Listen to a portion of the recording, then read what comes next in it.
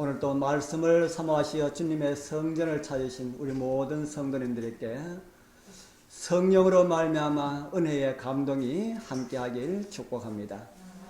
오늘은 구약 속의 예수 12번째 시간으로 십자가로 가는 길이라는 제목으로 아브라함의 모리아산의 경험을 함께 생각하면서 은혜를 나누길 소원합니다. 아브라함의 십자가로 가는 길 그 첫 번째 드릴 말씀은 시험의 이유라는 제목입니다. 창세기 22장을 열면 이상한 용어가 눈에 띕니다. 22장 1절에 있는 말씀을 우리 같이 한번 읽어보겠습니다. 그 일 후에 시작. 그 일 후에 하나님이 아브라함을 시험하시렸고 그를 부르시되 아브라함아 하시니 그가 가로되 내가 여기 있나이다. 여러분들은 이 말씀 가운데 성경과 좀 어울리지 않는다고 생각하는 어떤 내용을 찾아볼 수가 있습니까? 예. 하나님이 아브라함을 시험하시렸고, 왜 이 말씀이 성경하고 좀 어울리지 않는다는 생각이 듭니까? 예. 하나님은 아무도 뭐 하지 않는다고요? 시험하지 않는다. 야고보서 1장 13절에 사람이 시험을 받을 때에 내가 하나님께 시험 받는다고 하지 말지니 하나님은 악에게 시험을 받지도 아니하시고 친히 아무도 뭐 하지 않으신다고요? 아무도 시험하지 아니하시느니라. 예, 친히 아무도 시험하지 아니하시니라 이렇게 말씀하셨는데, 그런데 창세기 22장 1절은 어떻게 말합니까? 하나님이 아브라함을 뭐 하시렸고요? 시험하시렸고 그를 부르시되. 모세가 잘못 기록하였을까요? 아니면은 야고보가 잘못 기록하였을까? 둘 중 한 사람은 잘못됐다는 생각이 들지 않습니까?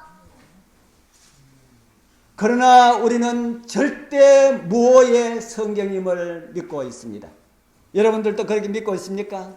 성경에는 오류가 없다. 그러면은 모세하고 야고보하고 둘 중에 한 사람, 그는 어떻게 생각할까? 야고보의 기록이 잘못된 것이 아니고 모세의 기록도 잘못된 것이 아니고, 그러면 뭐 어떻다는 말입니까? 우리가 잘못 이해를 하고 있다. 우리의 이해가 부족해서 그렇게 보여진다 하는 겁니다. 어제 저녁에도 그런 말씀을 드렸지요. 예수님께서 오실 때에 뭐를 주러 오셨다 했습니까? 저녁에 우리 참석하신 분들, 예수님께서 오셔서 무엇을 주러 왔다? 내가 너희에게 무엇을 주러 왔다고요? 검을 주러 왔다. 다른 말씀에 보면은 예수님께서 우리에게 뭘 주러 왔다고 하십니까? 화평을 주러 왔다. 한쪽에 보면은 화평을 주러 왔다 하고, 한쪽에 보면은 분쟁, 검은 다른 말로 하면은 분쟁이라 그럽니다. 한쪽에 보면은 분쟁을 주러 왔다 하고, 한쪽에 보면은 평화를 주러 왔다 하는데, 왜 이렇게 기록되어 있는가? 어저녁에 우리가 그 조화된 내용들을 우리가 살펴보았지요. 그와 마찬가지로 오늘 이 말씀에도 분명히 조화가 있다. 이제 그것을 우리는 찾아야 되겠지요. 야고보서 1장 13절 전에와 후에 있는 두 말씀을 우리 같이 보도록 하겠습니다. 야고보서 1장 12절에 보면은 시험을 참는 자가 복이 있도다. 이것에 옳다 인정하심을 받은 후에 주께서 자기를 사랑하는 자들에게 약속하신 생명의 면류관을 얻을 것입니다. 이렇게 말씀하고 난 다음에 파란 그런 13절에 있는 말씀, 아까 우리가 읽은 말씀입니다. 아무도 시험하지 않는다는 말씀입니다. 그러고 난 다음에 14절 오직 같이 읽어보겠습니다. 오직 시작. 오직 각 사람이 시험을 받는 것은 자기 욕심에 끌려 미혹 때문이. 시험을 어떻게 하는 자가 복이 있다고 합니까? 시험을 어떻게 하는 자가 복이 있다 합니까? 시험을 참는 자가 복이 있다. 그런 사람은 무엇을 얻을 것이라고요? 생명의 면류관을 얻을 것이다. 그리고 난 다음에 14절은 욕심에 끌려 미혹되는 시험을 말을 하고 있다. 야고보는 이 말씀에서 두 종류의 시험을 우리에게 가르쳐 주겠습니다. 하나는 12절에 말하는 참고 견디면 복이 되는 시험이고, 다른 하나는 이길 수가 없는 자기 욕심에 끌려서 당하는, 멸망케 하는 자기 욕심에 끌려 당하는 그런 시험이다 하는 것입니다. 이런 시험에 대해서 사도 바울도 우리에게 이렇게 설명을 하고 있습니다. 고린도서 10장 13절, 우리가 잘 아는 말씀이죠. 또 같이 읽어보겠습니다. 시작. 사람이 감당할 시험 밖에는 너희에게 당한 것이 없나니 오직 하나님은 미쁘사 너희가 감당치 못할 시험 당함을 허락지 아니하시고, 시험 당할 즈음에 또한 피할 길을 위해서 너희로 능히 감당하게 하시느니라. 이 말씀은 무슨 말씀일까요? 감당할 수 없는 시험이 있고, 어떤 시험이 있다고요? 감당할 수 있는 시험이 있다, 이렇게 말씀하고 있습니다.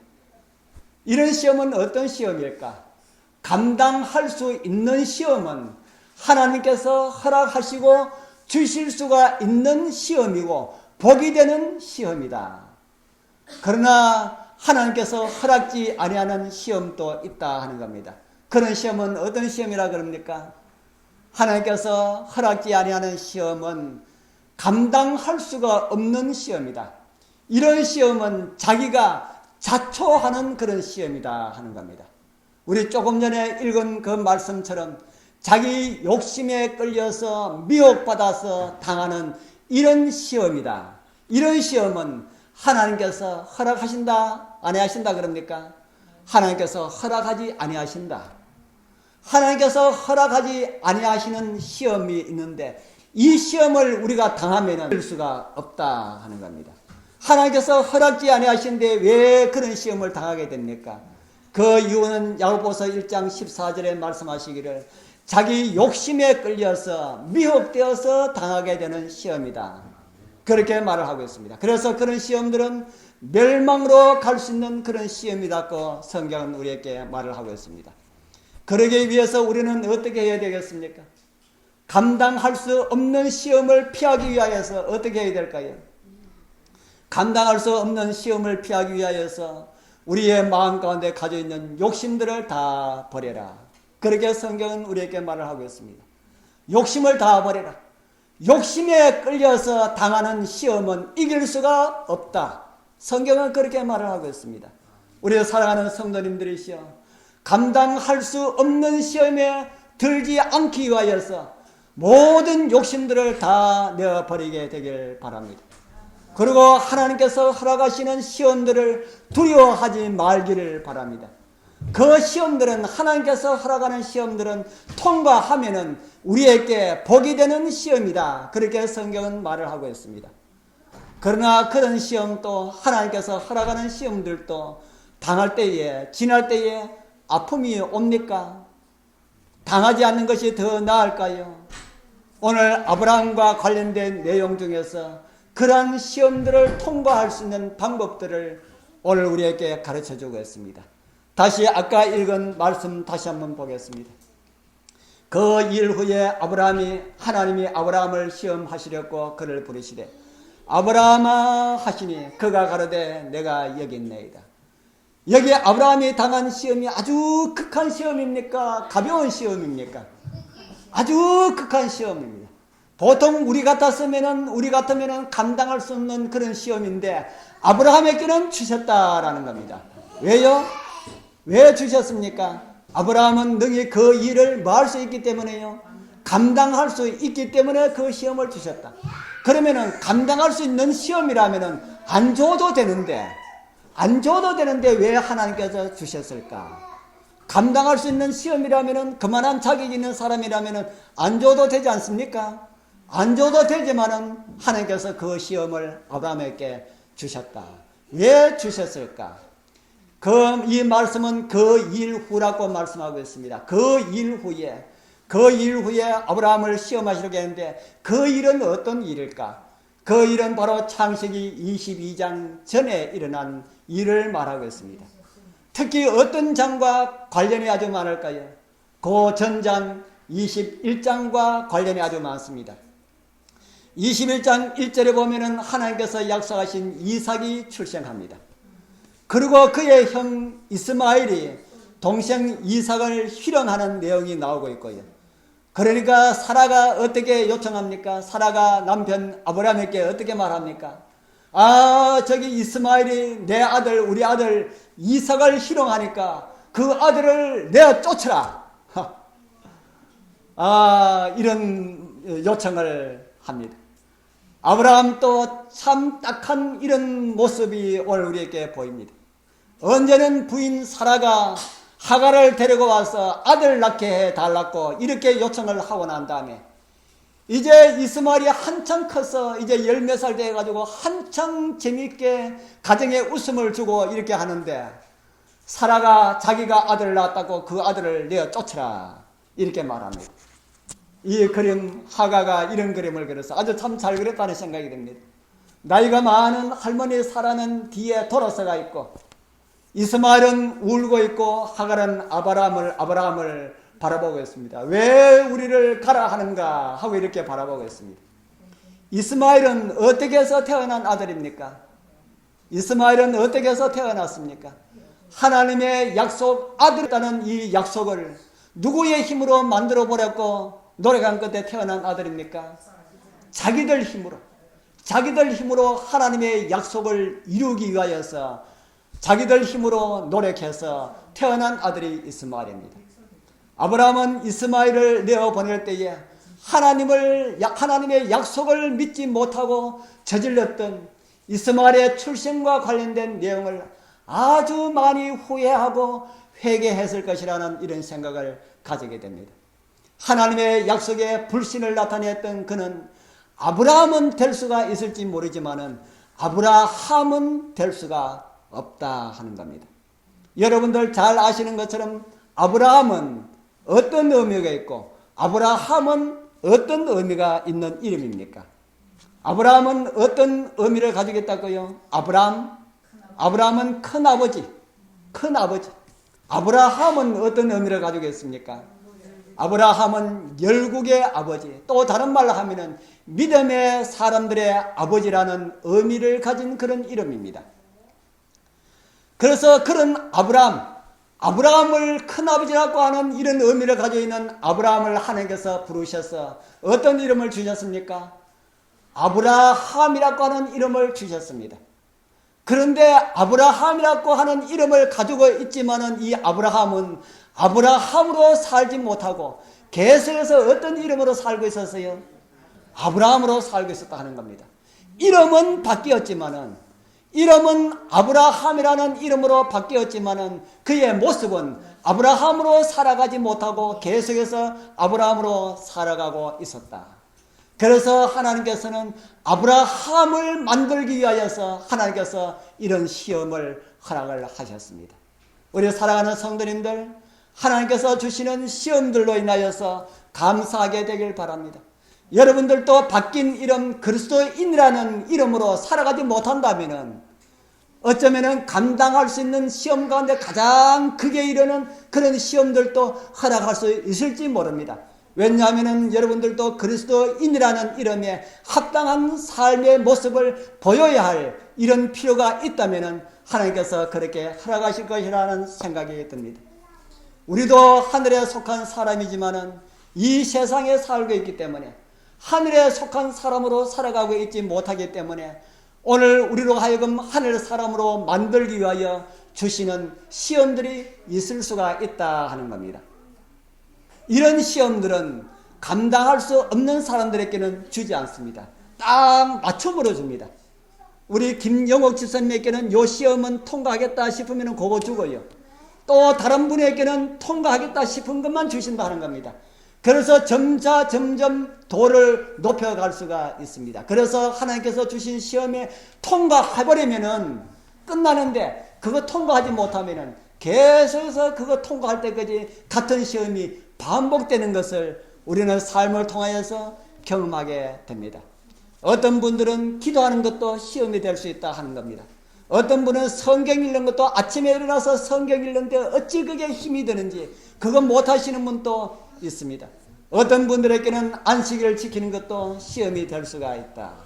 그러나 이러한 시험들은 우리에게 복을 주시기 위함이라는 사실을 잊지 마시기를 바랍니다. 우리를 훈련시켜서 천국 사람 만들어서 하늘나라 데려가기 위함임을 잊지 마시기를 바랍니다. 그래서 야고보는 시험이 올 때에 뭐라고 말씀하고 있습니까? 시험이 올 때에 기뻐하라. 하나님께서 주시는 시험이 올 때에 기뻐하라. 왜 기뻐해요? 우리로 하여금 하늘 사람 만들어주기 위해서 주시는 그런 시험이다. 제가 예비군 훈련을 받을 때에 훈련 받는 그 소대장이 우리 같은 마을에 같은 고향 출신인 선배였습니다. 그래서 내가 훈련 가지 않아도 그 선배가 체크만 해버리면 훈련 앉는 걸로 다 되었습니다. 그런데 안식일 날 예비군 훈련이 나왔습니다. 제가 다니는 교회에 저와 비슷한 우리 청년들이 그때에 30대였으니까 30대 청년들이 여러 명 있었습니다. 그래서 다른 청년들은 훈련 가는지 안 가는지 저는 몰랐어요. 안식일 되면 당연히 교회 간다고 생각하고 저는 교회 가는데 청년들이 없었어요. 그러면서 거기에 장로님들이 하는 말이 건집사 왜 훈련 안 가고 교회 왔나 해요. 하나님 백성들은 안식일날 어디 가야 되는 게 정상입니까? 교회 가야 되는데 그 교회 왔는데 왜 훈련 안 가고 교회 왔느냐 그래요. 왜 그렇습니까? 다른 청년들은 다 훈련을 가는데 저 혼자 교회 오니까 제가 잘못된 것으로 보이고 다른 사람들이 정상으로 보이는 그런 경우를 경험하게 되었습니다. 그래서 내가 뭐 잘못됐나 할 정도로 굉장히 어리둥절했었습니다. 이제는 그 장로님들 다 돌아가시고 제가 그때의 그 장로님만큼 그런 나이가 되었습니다. 꼭 다른 사람들은 신앙을 바르게 하지 않고 나만 잘하는 것처럼 오해가 살 수가 있는 그런 것 같아서 아주 정말 마음이 많이 이렇게 좋지 않았습니다. 저를 아는 그 소대장이 저를 불렀어요. 저를 부르더니만 무슨 말 하나 하면은 오늘 훈련 받은 것으로 표를 딱 해놓을 테니까 우리가 훈련 마치고 올 때에 섭섭하지 않도록 하기 위하여서 저녁에 막걸리 값 한 잔 값만 내놔라 하는 겁니다. 그 돈 몇 푼 안 합니다.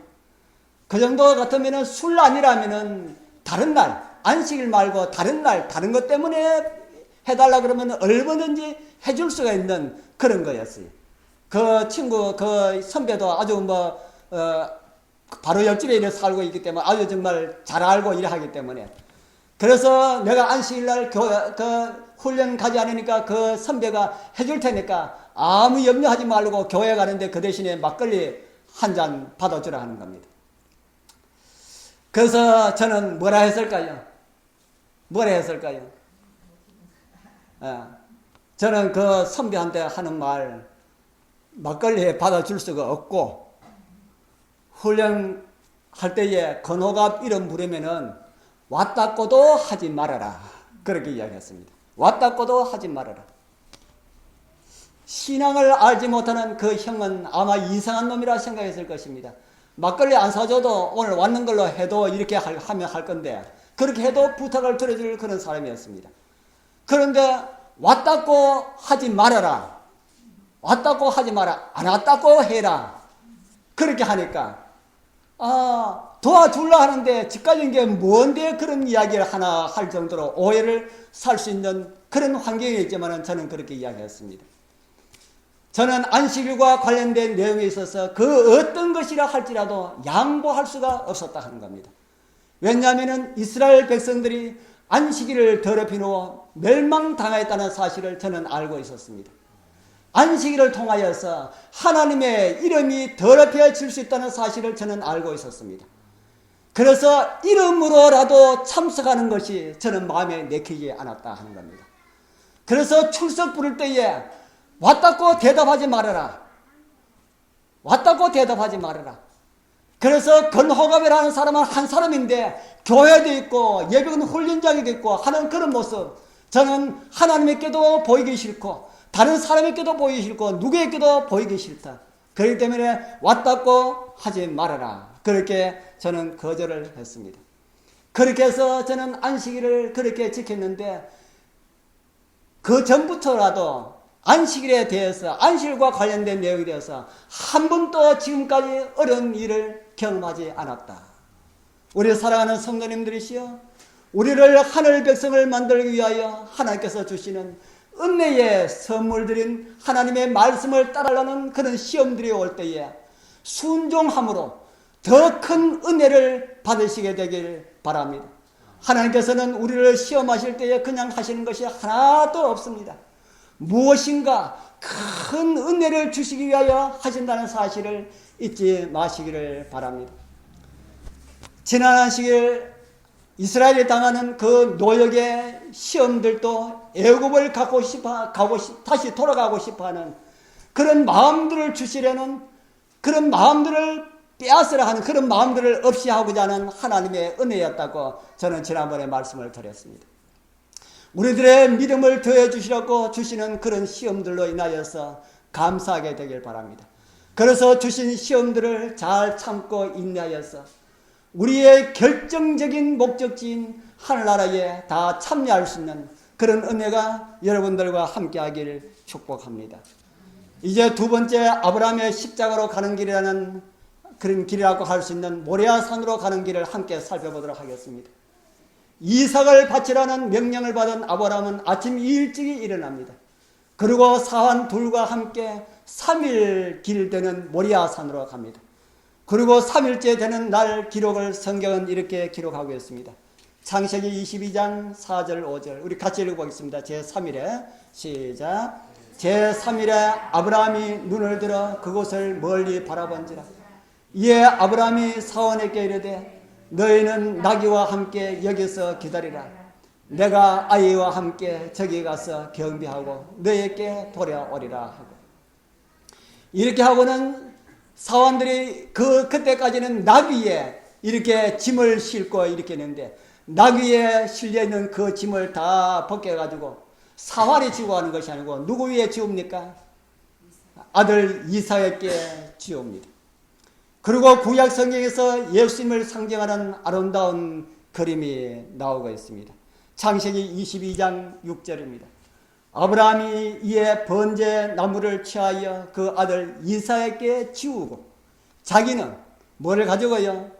불과 칼을 손에 들고 두 사람이 동행하더니. 이삭이 지고 가는 나무는 무엇에 사용될 나무입니까? 이삭이 지고 가는 그 나무는 어디에 사용될 나무입니까? 자기를 뭐 할 나무요? 자기를 불태울 그런 나무, 이런 나무를 이삭은 짊어지고 갑니다. 불과 칼은 누가 들었습니까? 아브라함이 들었습니다. 예수님께서 사람에 의하여서 죽임을 당하시는 것 같아 보여도 우리는 예수님의 그림자 이삭과 아브라함의 모습을 통하여서 칼은 누가 들고 따라갔다는 겁니까? 십자가의 칼은 누가 들고 따라갔다고요? 아버지 하나님께서 들고 따라가셨다는 사실을 이곳에서 우리는 보게 됩니다. 자기를 불태울 나무를 지고 모리아산으로 오르는 이삭은 누구의 모습을 우리에게 보여주고 있습니까? 예, 요한복음 19장 17절 우리 보겠습니다. 같이 읽어보겠습니다. 저희가 시작. 저희가 예수를 맡으며 예수께서 자기의 십자가를 지고 해골이라 하는 곳에 나오시니. 아브라함이 사환을 머물러 있으라 한 곳은 모리아산이 보이는, 어쩌면은 그곳이 갈보리로 가는 길이었는지도 모릅니다. 왜냐하면 모리아산 꼭대기에 예루살렘 성전이 있어서 그곳에서 예수님은 재판을 받으시고 갈보리로 향하는 길을 가셨기 때문에 그렇다고 생각할 수가 있습니다. 어쩌면은 이삭이 자기를 불태울 나무를 지고 간 그 길을 예수께서 당신에게 지우신 십자가를 지고 가셨을 것이라고 그렇게 우리는 생각할 수가 있습니다. 그런 의미에서 이삭은 십자가를 지고 가시는 예수님에 대한 표상이 될 수 있겠다는 겁니다. 한참 나무를 지고 가던 이삭이 이런 질문을 합니다. 창세기 22장 7절 이삭이 그 아비 아브라함에게 말하여 가로되 뭐지 하니 그가 가로되 내 아들아 내가 여기 있느라. 이삭이 가로되 불과 나무는 있거니와 번제할 어린 양은 어디 있나이까. 아버지, 번제에 사용될 나무도 있고 짐승을 잡을 칼도 있고 불도 있는데 양이 없지 않습니까? 이 말을 들은 아브라함의 마음은 어땠을까요? 아무도 모르고 아버지만 아는 아픔의 비밀을 아들의 질문으로 인해서 다시 한 번 더 아브라함은 찔림을 받았습니다. 그리고 그는 이런 대답을 해줍니다. 창세기 22장 8절이죠. 우리 같이 읽어보겠습니다. 아브라함이 시작. 아브라함이 가로되 아들아 번제할 어린 양은 하나님이 자기를 위하여 친히 준비하시리라. 아멘. 여러분들도 인생의 모든 십자가에 관련된 모든 문제의 답을 하나님께서 준비해 주시리라는 믿음으로 살아가게 되길 바랍니다. 십자가는 아들이 졌지만은 진짜 십자가는 지금 누가 지고 가는 겁니까? 이삭은 자기를 불태울 나무를 짊어지고 십자가의 모양이 되는 그걸 짊어지고 갔지만은 진짜 십자가는 아브라함이 지고 가는 것이지요. 마음에 밀려오는 무게는 아무도 말할 수 없을 정도라 하는 이런 생각이 듭니다. 아브라함이 이삭과 함께 모리아산을 걸은 지 1000여년이 지났을 때에 어느 날 모리아산 기슭 어느 모퉁이에 4사람이 걷고 있었습니다. 한 분은 예수님이셨고 다른 3사람은 베드로와 요한과 야고보였습니다. 자신의 죄를 짊어지고 아들의 심장을 찔러야 하는 중압감 가운데 비틀거렸던 아브라함처럼 예수님도 비틀거렸습니다. 그러나 아브라함은 자기의 그런 것 때문에 비틀거렸지만은 예수님은 자신의 죄가 아닌 온 인류의 죄를 짊어지신 그런 결과였다. 그렇게 성경은 말을 하고 있습니다. 아브라함이 포기하고 돌아설 수 있었던 것처럼 예수님도 언제나 포기할 수가 있었습니다. 그리고 동산 안으로 돌아가시는 예수님은 그 죄들을 향하여서 기도하라고 하시고 돌 던질 만큼 거리로 가시어서 기도하시기 위하여서 차디찬 땅바닥에 엎드리셨습니다. 그리고 얼굴을 땅에 대시고 이렇게 기도를 하십니다. 조금 나아가서 얼굴을 땅에 대시고 엎드려 기도하여 가라사대 내 아버지여 만일 할만하시거든 이 잔을 내게서 지나가게 하옵소서. 그러나 나의 원대로 마옵시고 아버지의 원대로 하옵소서 하시고 아브라함도 모리아산을 오르면서 마음속으로 얼마나 많은 기도를 드렸을까요? 아브라함 많은 기도를 드렸다는 생각이 듭니까? 아버지 하나님이시여 이 정도 하면 되지 않았습니까? 이 정도에서 돌아가라 해주시면 안 됩니까? 제가 하나님 말씀을 불순종해서 돌아가는 것보다는 하나님께서 그래 됐다 이 정도 하고 돌아가라 이렇게 해주시면 안 됩니까? 그만하면은 족하다고 이렇게 하시면 안 되나요? 제가 꼭 우리 아들의 심장을 찔러야 합니까? 이런 기도를 아브라함은 모리아산으로 가면서 아주 여러 차례 기도를 드렸을 것이라는 생각이 듭니다. 겟세마네 동산의 예수님께서도 모리아산으로 가는 아브라함에게도 하나님께서 아무런 응답이 없었다. 아브라함은 어떻게 모리아산으로 올라갔는지 성경은 이렇게 기록을 하고 있습니다. 아브라함은 모리아산으로 올라갈 때에 어떤 마음으로 올라갔을까? 히브리서 11장 17절에서 19절에 있는 말씀 우리 같이 읽어보겠습니다. 아브라함은 시작. 아브라함은 시험을 받을 때에 믿음으로 이삭을 드렸으니 저는 약속을 받은 자로되 그 독생자를 드렸느니라.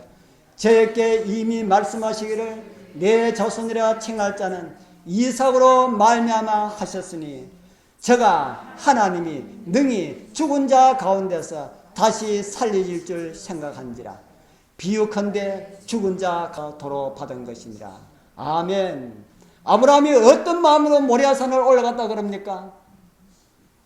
처음에는 돌아가라 하시면 안 됩니까? 이런 마음이 들었을지 모르지만은 점점 정상 가까워 왔을 때는 하나님께서 내 사랑하는 아들을 내가 심장을 찔려서 죽인다 할지라도 하나님께서 어떻게 하실 것이라고요? 하나님께서 이 아들을 분명하게 살려주실 것이다. 이런 마음으로 아들을 드렸다. 죽은 자 가운데서 도로 살리실 줄 생각하신지라 라고 성경은 기록하고 있습니다. 아브라함은 하나님의 말씀을 이제야 온전하게 믿게 된 것이다. 여러분들은 할머니가 아들 낳는 것이 쉬울까요? 죽은 자가 살아나는 것이 더 쉬울까요? 어느 것이 더 쉬울까요? 둘 다 어렵지만은 그러나 할 수가 있는 가능한 것은 1%라도 가능한 것은 뭐가 가능할까요? 할머니가 아이 낳는 것. 그러나 아브라함은 할머니가 아이를 낳을 것이다 했을 때는 의심하였습니다. 그러나 그때보다 내 아들이 아들을 죽이라 할 때는, 더 어려운 시험이 주어졌을 때는 아브라함은 그 어려운 자, 죽은 자의 부활을 아브라함은 믿고 아들을 드림으로 믿음의 조상이 되었다. 그렇게 성경은 말을 하고 있습니다. 아브라함은 그렇게 나아갔는데 예수님은 십자가로 나아갈 때에 어떤 기도를 드렸을까? 예수님은 어떤 기도를 드렸을까요? 히브리서 5장 7절입니다. 같이 읽어보겠습니다. 그는 시작. 그는 육체에 계실 때에 자기를 죽음에서 능히 구원하실 이에게 심한 통곡과 눈물로 간구와 소원을 올렸고 그의 경외하심을 인하여 들으심을 얻었느니라. 바울에 의하면 예수님의 기도는 어떤 기도였다 그럽니까? 화가들이 겟세마네 동산에서 기도할 때에 제가 올린 이 그림 말고 달밤에 기도하는 많은 그림들이 있습니다. 그 그림들은 예수님의 겟세마네의 기도를 포장하여서 아름답게 하기 위해서 그렇게 그려진 그런 모습입니다. 진짜 예수님의 겟세마네 동산에서 그 기도는 올려진 그림, 이것도 뭐 아니겠죠. 그러나 이 그림이 가장 가까운 그런 그림이다 하는 생각이 듭니다. 예수님의 기도는 그냥 듣기 좋게, 다른 사람이 듣기 좋게 아버지여 아버지여 이 자를 내게서 지나가게 하옵소서 이렇게 들은 것이 아니다 하는 겁니다. 어떻게 들었다고요? 통곡하며 눈물과 간구로 소원을 올렸다. 아버지여 아버지여 이 자를 내가 마시지 않고는 지나갈 수가 없습니까? 그렇게 할 수만 있다면 지나가게 하옵소서.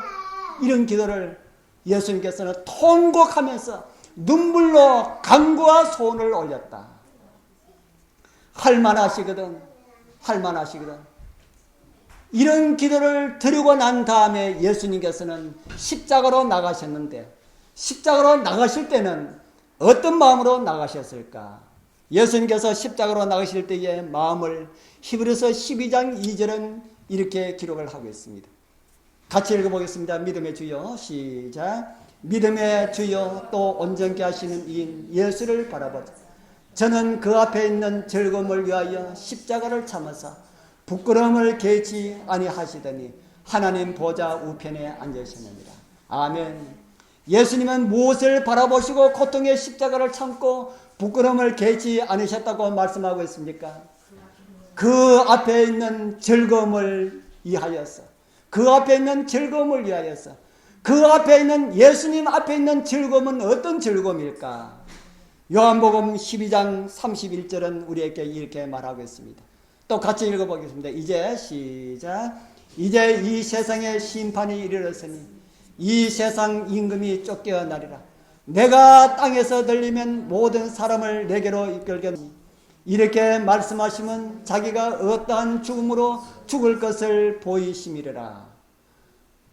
이 말씀은 적어도 두 가지 이상의 놀라운 사실을 우리에게 전해주고 있습니다. 하나는 기록된 말씀처럼 예수께서 어떠한 죽음을 죽으실 것이라는 사실을 우리에게 보여주고 있고요.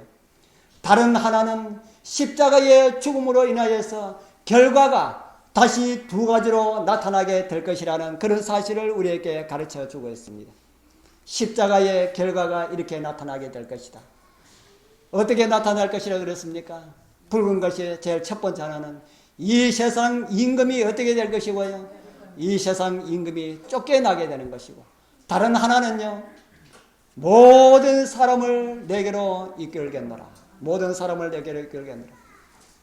이 말씀은 수많은 사람들이 회심하고 구원받게 될 것이라는 그런 말씀입니다. 우리도 예수 그리스도의 그러한 죽음의 결과로 이렇게 교회에서 우리 하나님을 예배하고 있습니다. 이런 즐거움을 위하여서 우리 예수님께서 그렇게 가셨다. 그리고 우리를 영접하기 위하여서 그렇게 사모하고 기다리셨던 주님께서 어렵고 힘든 가운데서도 지치지 않고 당신을 기다리는 백성들을 데리러 오실 것입니다. 그날 그 아침 우리 모든 성도님들 한 분도 빠짐없이 다 그 자리에 서게 되길 축복합니다. 기도드리겠습니다.